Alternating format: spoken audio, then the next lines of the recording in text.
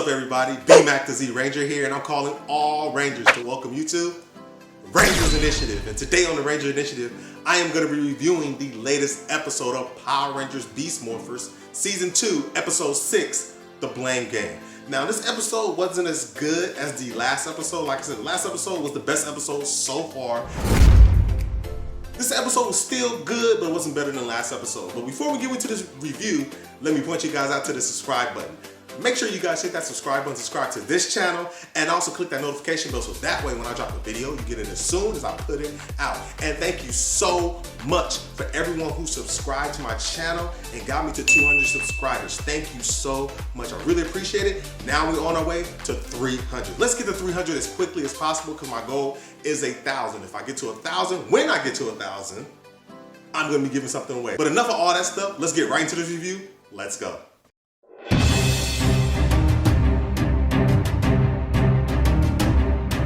So the beginning of this episode starts off pretty lighthearted. The Rangers are at the park playing football and still notices a father and daughter sitting down, watching them play or just doing their thing. And the daughter, she's eating a sandwich, she throws her paper on the ground. Now the dad, he notices that and he makes her pick up her paper and 3 other papers around her to throw in the trash. And Steele's like, hey, that's a mean dad. And the Ranger's like, no, he's not being mean, he's trying to teach her a lesson about littering. And Robbie, he's like, yeah, that's called discipline. And then Devin, he's like, yeah, when I was younger, hey, this happened to me and I had to mow the grass or whatever he had to do, I forgot, but something dealing with discipline. So Steele's like, okay, so I need to act a punishment in order to teach somebody not to do something. But still, he takes that on a whole nother level in this episode. Well then, I guess it's time to take it up a notch. So after Steele notices that, it goes to the cyber dimension where Evox, Scrozzle, Robo-Blaze, and Robo-Roxy are. And Robo-Blaze and Robo-Roxy, they're bringing a package to Scrozzle. Now inside this packet is a puppet.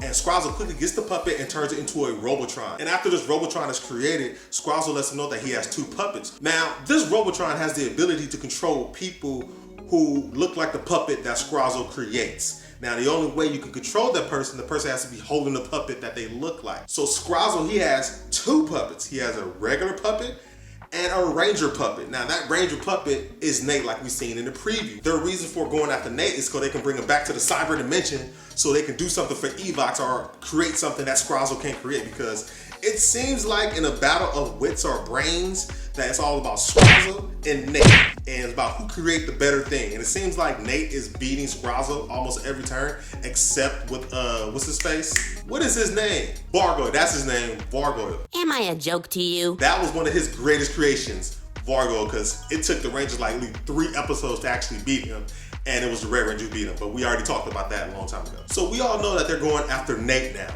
but we've already seen a preview of them going after Nate, and what happens. We see that the Robotron, Robo-Roxy, and Robo-Blaze go to Grid Battle Force. They give a puppet laying on the ground. The guy comes, he picks it up. He's now controlled by the Robotron because he picked up a puppet that looks like him, which was weird. How did they know that that guy was gonna, it was gonna be that guy? How did they create a puppet that's gonna look like that guy? That was kind of weird to me, but whatever. So he takes it, so once he's controlled, he takes it, picks up the package, takes it to Nate, drops it off. We've seen this already. Nate opens it up. Hey, he said, hey, this puppet looks like, bam, his eyes turns red, and he turns evil again. Now he's controlled by that Robotron.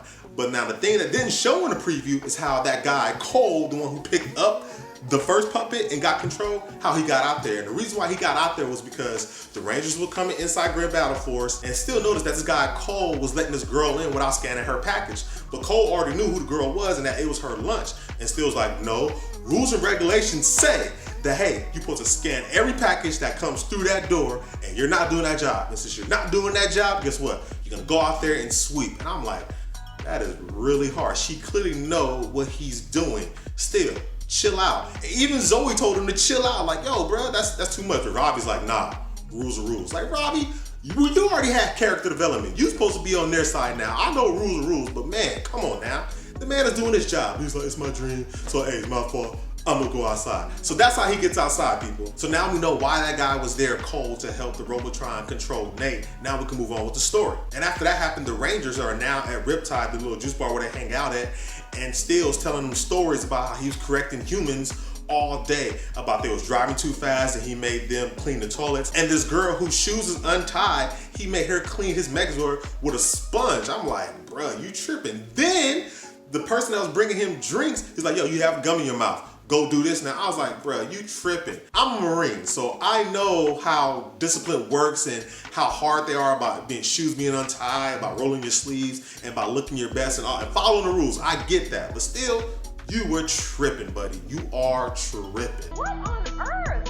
So after the Rangers are hearing this nonsense from Steel, they get a call from the commander saying they spotted a Robotron at Grid Battle Force. So the Rangers go to Grid Battle Force, and guess what? They see the Robotron, and they see Nate morph as the Gold Ranger. And he's like, yo, what's going on? So while the Rangers are sitting there shocked, the Robotron and Nate start attacking the Rangers. And now the Rangers, they don't want to hurt Nate, especially Zoe, because that's like that's her dude.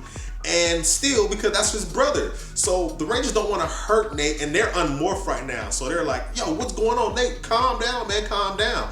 And then the monster Nate back up, and they realize, hey, he's being controlled by the monster. Like, okay, you can see the puppet on his hand. Yeah, he's controlling Nate right now. So then the Rangers, they morph, and then the Tronics come, and now more fighting ensues. Now, usually I would have been like, hey, Nate is dogging the Rangers out. He is the second strongest behind Devin, and you're realizing this episode. I would do that, but I'm not gonna do that this time because Steel was not trying to hurt Nate. Zoe definitely wasn't trying to hurt Nate because we've seen what she can do. We've seen it. You know she'll dog Nate out if she really wanted to. My turn! Riley didn't want to hurt. None of the Rangers wanted to hurt Nate. So Nate was going full bore while the Rangers are holding back, trying to calm him down. Like, yo, chill out. And then once the Rangers finish off the Tronics, Nate and Robotron, they go away because, you know, Evox has bigger plans for Nate. So now the Rangers have to go back, regroup, and figure out what's going on and what happened to Nate. Then it goes to the cyber dimension, and Nate is helping Evox, or he's being forced to with the puppet to help Evox with a secret project. They didn't actually say what it was, but I'm assuming it has something to do with him being in France and all these Morphin Towers or Morph X Towers is going on, and Nate is the only one that can program it a certain way. So he's using Nate for that, and Nate actually finished it. So now Evox is like, yo, take Nate and his Robotron and take him down there to destroy his fellow Rangers. And also, we're gonna attack him with some Giga Drones. Not one Giga Drone, 2 Giga Drones. And while that's going on, Steel's now taking Cole, the guy who was being controlled by the Robotron, to give the package to Nate. He's taking him to the commander to basically snitch on him. It's like, yo, he had this package and he didn't scan them when I told him earlier to scan all packages, and that package was used to take control of Nate. And then they showed the video, and then the commander's like, yo, explain yourself. And the guy's like, well, I don't know what happened. Everything's foggy. I'm so confused. I can't remember anything. And the commander's like, you know what, since you can't, no, not the commander, Steel, because Steel, he's regulating now since Nate can't regulate in this episode. Steel's like, hey, since you can't remember, get out. You're fired. And they're like, what? And the commander's like, no, Steel's right. You're fired. Please leave.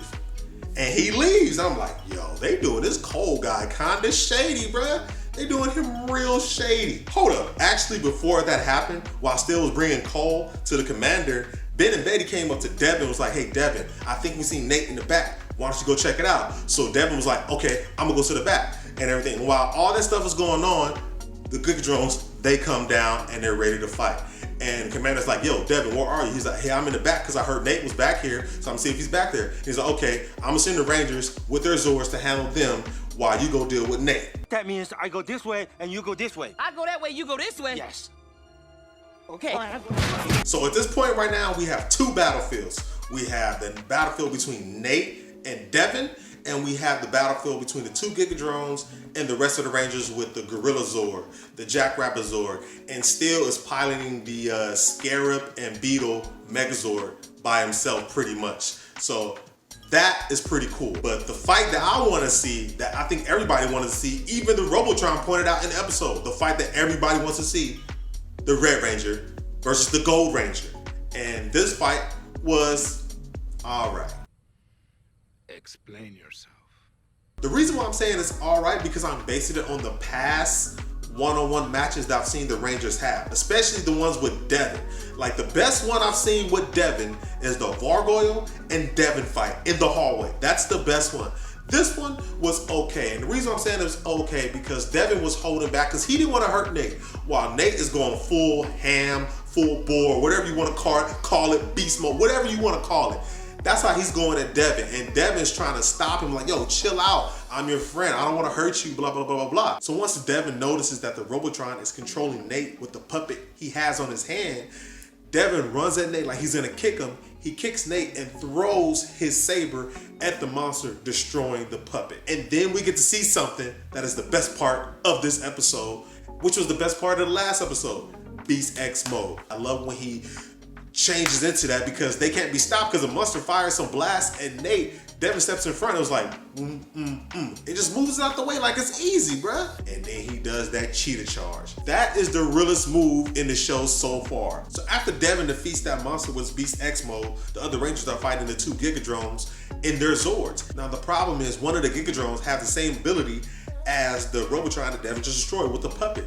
And he started controlling Ravi's Zord, the Gorilla Zord, and he has no control over it. And then that Zord started beating up on the Scarab Beetle Megazord, and they don't know what to do. But then you see Zoe, my girl Zoe, she comes in clutch with her Jackrabbit Zord, fires on the Robotron with the puppet, destroys the puppet, so now the Gorilla mode is back to normal. And now Devin, he's in the fight. He bringing his Zord. And we get to see something we haven't seen in the past few episodes, which is the Beast X Megazord. Because usually all we've been seeing is the Ultra Zord, which I have no problem with because I love the Ultra Zord, except when it's going up against Evox. So Evox is a problem, okay?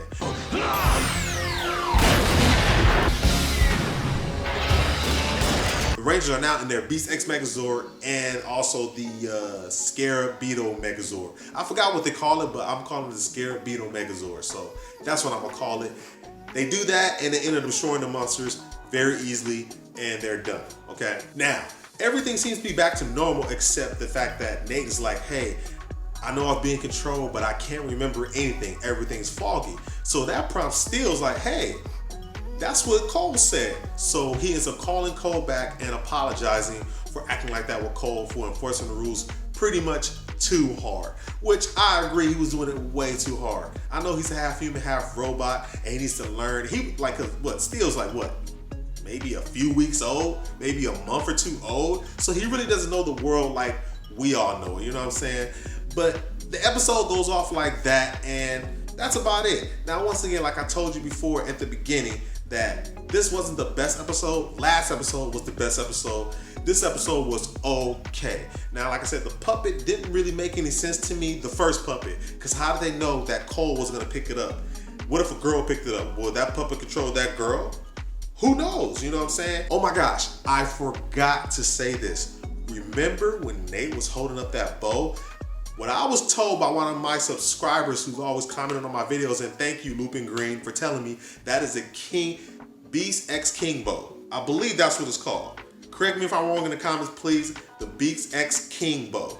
I think that's what it's called, okay? So please correct me, I forgot it already. So I'm sorry, but yeah, that bow looks amazing.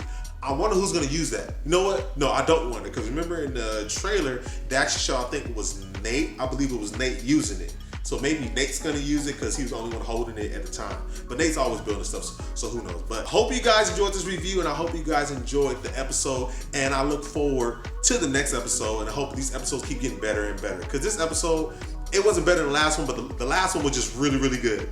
This episode was okay, you know what I'm saying? So I hope you guys enjoyed it. If you guys did, feel free to like, share, and that button right there.